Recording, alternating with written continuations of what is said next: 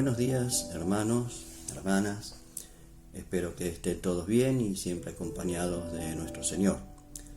Hoy quiero que reflexionemos y pensemos en torno a una palabra que figura en nuestro diccionario, una palabra de nuestra lengua, que no usamos con frecuencia. Es una palabra común, está en el diccionario y se usa, pero no con mucha frecuencia. Y es la palabra denuedo. Cuando decimos denuedo, ¿qué decimos?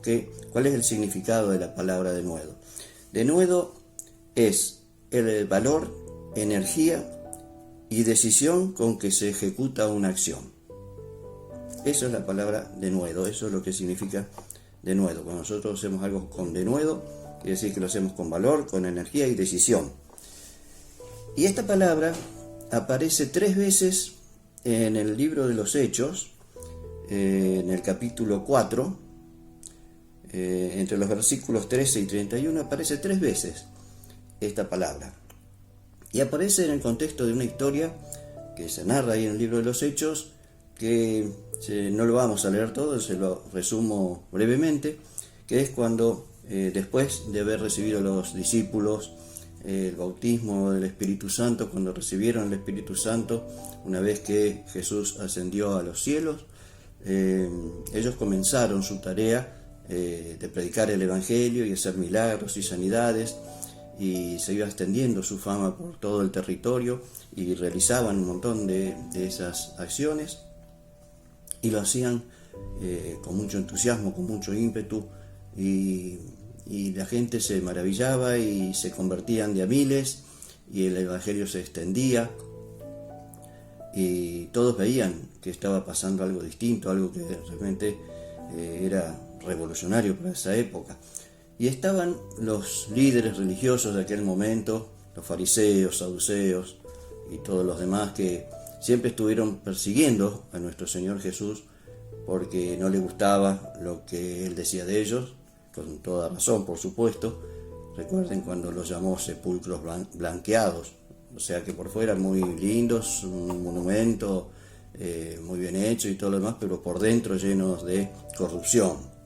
Y Él los atacaba de esa manera y les hacía ver todas las cosas que ellos hacían mal y cómo actuaban siempre en contra del reino de Dios, y por supuesto persiguiendo a Jesús, a quien lo tenían por enemigo. Ellos creían que con la crucifixión de Jesús se le terminaban todos los problemas, y sin embargo ven que los discípulos comienzan a realizar una tarea, o ven esos hechos, y posterior a una reunión en que los discípulos hablaron a la gente, y en ese momento se convirtieron más de 3.000 personas, lo llaman a Pedro y a Juan al concilio, que era como si fuera una reunión de toda esta gente docta, ilustre y todo lo demás relacionado a la religión judía, para preguntarle en nombre de quién hacían esas cosas, en nombre de quién salvaban a la gente y sanaban y hacían todas esas cosas. Y ellos le decían, no solamente así nomás las cosas, le contestaron, bueno, hacemos esto porque creemos en Dios, en una cosa sencilla, sino que Pedro pronunció un discurso extraordinario, donde explicaba por qué hacía eso y en nombre de quién, y les decía en nombre de Jesús, a quien ustedes crucificaron, y se explayó de una manera tan extraordinaria que los dejó perplejos a toda esa gente, que decían, ¿cómo esta gente, vulgares pescadores, analfabetos, simples del vulgo, decían ellos, hablan de esta manera, tienen esta forma de expresarse? Y ahí, dice la palabra, ellos comprendían que algo pasaba. Se notaba en el accionar y en el hablar de Pedro que había estado con Jesús. Y eso lo dice en el versículo 13, y ahí aparece por primera vez esta palabra denuedo.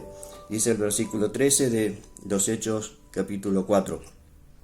Entonces, viendo el denuedo de Pedro y de Juan, y sabiendo que eran hombres sin letras y del vulgo, se maravillaban y les reconocían que habían estado con Jesús. O sea, realmente lo que les impactó a esta gente y que hizo que reconocieran que estuvieron con Jesús era justamente esta palabrita, el denuedo con que actuaban, con que decían. O sea, con el valor, con la energía y con la decisión que ellos estaban diciendo todas esas cosas. Continúa la historia que, bueno, estos fariseos y toda esta gente los escucha a ellos y dice, bueno, los vamos a dejar en libertad, pero con una condición, que no prediquen más nada en nombre de esta persona, o sea, de Jesús, que no prediquen más en ese nombre. Y Pedro sigue con su denuedo y con su sabiduría en ese momento, emanada del Espíritu Santo, y le dice, no podemos dejar de ver y hacer lo que hemos visto y oído. O sea que no les iba a hacer caso, pero igual los dejaron ir. Y ellos vuelven a reunirse con el resto de los discípulos y de toda la gente. Cuando hablo de discípulos ya hablo de un montón de gente que ya había entregado su corazón a Jesús y estaban siguiendo su camino, y estaban todos reunidos en oración. Entonces ellos contaron al resto de los discípulos lo que habían pasado ahí en el concilio, las cosas que habían dicho y lo que le habían dicho estos fariseos, y ellos entonces oraron al Señor. Y en la oración vuelve a aparecer esta palabra de nuevo, en el versículo 29, que dice, en la oración decían, y ahora, Señor, mira sus amenazas, las de los fariseos, y concede a tus siervos que con todo denuedo hablen tu palabra. O sea que vuelven a insistir que no solamente era cuestión de que hablaran su palabra, o que predicaran el Evangelio, o que hicieran la tarea que estaban haciendo, sino que lo hicieran con denuedo. Vuelve a aparecer esta palabra que hace énfasis a eso, ¿no? Al valor, a la energía y a la decisión con que tenían que hacer las cosas. Y por último, ya al finalizar esta oración, también en el versículo 31, dice que cuando hubieron orado, el lugar en que estaban congregados tembló, y todos fueron llenos del Espíritu Santo, y hablaban con denuedo la palabra de Dios. O sea, ya no solo Juan y Pedro, sino todos los que estaban congregados hablaban la palabra de Dios, pero no así nomás, la hablaban con denuedo. Esto quiere decir, hermanos, que tenemos que prestarle atención a esta palabrita, con denuedo. No es cuestión de decir, yo trabajo en la obra del Señor, yo voy a la iglesia, yo predico, yo llevo el mensaje de salvación y nada más. Tenemos que hacerlo con denuedo. Y fíjense, por último, para terminar esta reflexión y el verdadero significado de esta palabra y la importancia de esta palabra, que lo podemos asociar estas tres veces en que aparece esta palabra denuedo en este capítulo, se relaciona con la trilogía. Porque en un momento, cuando habla con denuedo, habla que ese denuedo hacía que los fariseos entendieran que ellos habían estado con Jesús, que habían tenido una relación con Jesús. O sea que el denuedo los lleva a los demás a ver que uno está realmente compenetrado con el Señor Jesús, con el Dios Hijo. Y después los demás discípulos y todos estaban orando, ¿y a quién le oraban? ¿A quién le pedían? Que les diera denuedo para hablar su palabra, a Dios Padre. Y por último, llenos del Espíritu Santo, hablaban con denuedo. O sea que el Espíritu Santo los dotó a todos de denuedo. O sea que la trilogía, Dios Padre, Dios Hijo y Dios Espíritu Santo, está relacionado o está usando esta palabra denuedo para influir, para que todos los discípulos y quienes pretenden trabajar en la obra del Señor y predicar su palabra, lo hagan justamente con esto, con denuedo, con entusiasmo, con vigor, con energía. Eso es lo que quería dejar como una reflexión para este día, para que nos sirva para nuestro andar en el camino del Señor.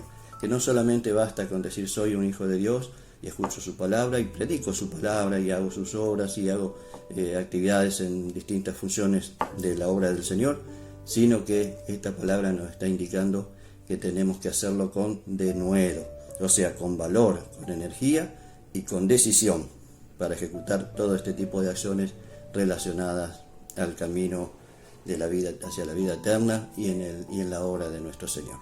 Así que te dejo con esta reflexión que realmente nos sirva para entender cómo debemos marchar en esta función como hijos de Dios, y que tu vida esté llena de ese denuedo que te lleve a predicar la palabra y a actuar como hijo de Dios como Él realmente quiere que cada uno de nosotros lo hagamos. Te bendigo y espero que nos podamos encontrar en otra próxima oportunidad de algún devocional, y mejor sería si nos podemos ver personalmente y abrazarnos como hermanos, hijos de nuestro amado Padre Celestial. Te bendigo y te mando un fuerte abrazo.